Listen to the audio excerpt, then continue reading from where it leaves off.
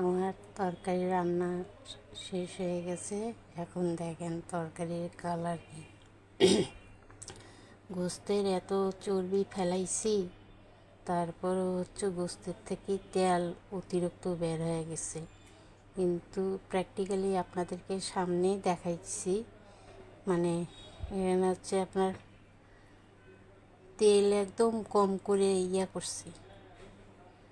যত তেল কম করে রান্না করবেন তত গোস্তের তেল আরও বের হবে। আর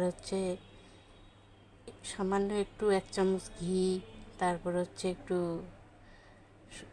সয়াবিন তেল, তারপর একটু আচারের একটু তেল আছিল, এখানে একটু দিয়েছি সরিষার তেল। 3 রকম তেল দিবেন, সব কিছুতে স্বাদ অনুযায়ী।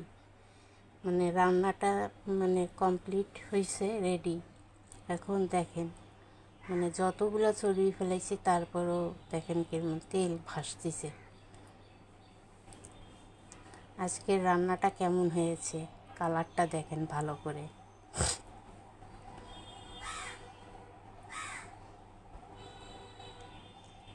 ভালো থাকেন, সুস্থ থাকেন। আমি লাইভ থেকে বের হয়ে যাচ্ছি। খোদা হাফেজ।